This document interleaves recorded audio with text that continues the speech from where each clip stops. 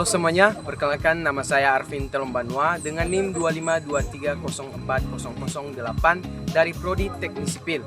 Nah, di sini saya akan membahas atau mereview kembali mata kuliah Pancasila yang diampu oleh dosen kami, yaitu Restu Yandika Sakti Zenrate SH.MH.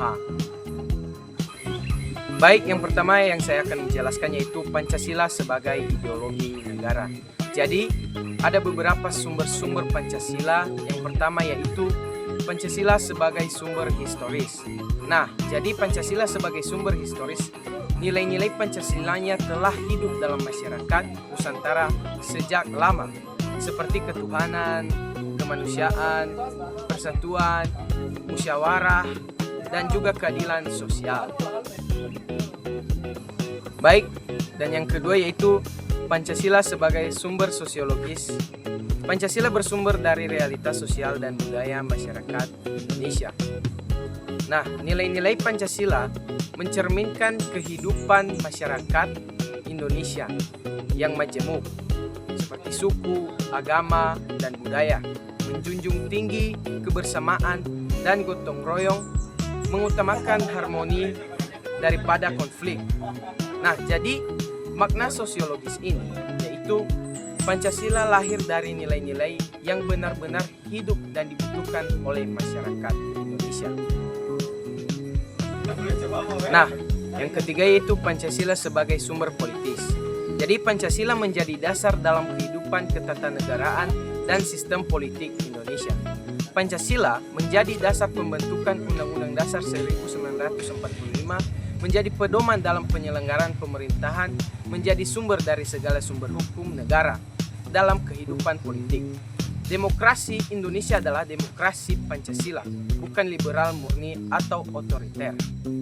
Selanjutnya itu Pancasila sebagai ideologi negara, yaitu memiliki 3 dimensi, yaitu dimensi realita, yang dimana dimensi realita menunjukkan bahwa Pancasila bersumber dan berakar dari realitas hidup bangsa Indonesia, yang artinya nilai-nilai yang terkandung dalam Pancasila bukan hasil pemikiran abstrak atau tiruan ideologi asing, melainkan berasal dari pengalaman historis, budaya, dan pandangan hidup masyarakat Indonesia sendiri.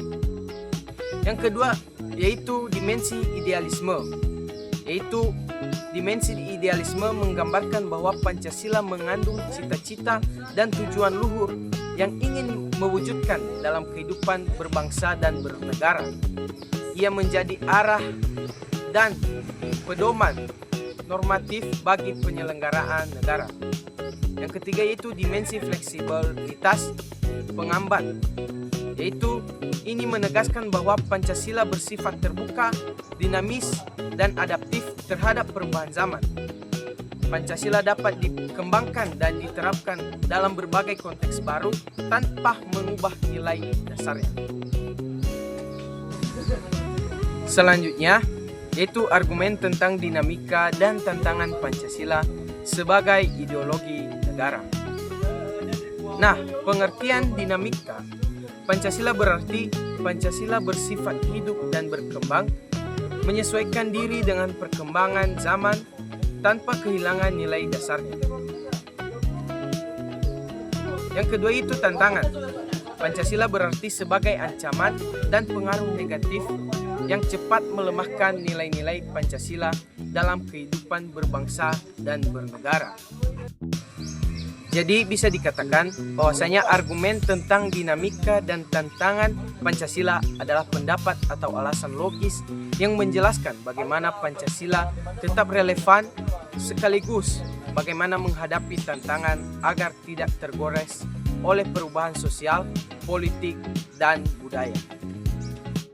Nah, selanjutnya dinamika Pancasila sebagai ideologi negara. Yang pertama, tidak bersifat statis atau kaku, tetapi fleksibel dan kontekstual. Yang kedua, nilai-nilainya dapat diterapkan sesuai perkembangan zaman. Yang ketiga, tetap menjadi pedoman moral, politik, dan hukum, meskipun bentuk penerapannya bisa berbeda dari masa ke masa. Tantangan Pancasila sebagai ideologi negara yaitu yang pertama, globalisasi dan budaya asing yang dapat mengikis nasionalisme.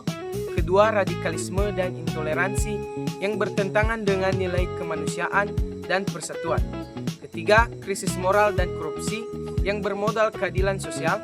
Keempat, kemajuan teknologi informasi yang memunculkan disinformasi alasan perpecahan. Selanjutnya itu Pancasila sebagai sistem etika. Nah, Pancasila adalah dasar negara dan ideologi bangsa Indonesia yang memuat nilai-nilai fundamental. Selain sebagai landasan konstitusi, Pancasila juga dapat dipahami sebagai sistem etika, yakni pedoman moral bagi setiap warga negara dalam kehidupan sehari-hari. Nilai-nilai etika pada setiap sila, yang pertama itu ketuhanan yang Maha Esa, yaitu toleransi, hormat, beragama, dan spiritualisasi.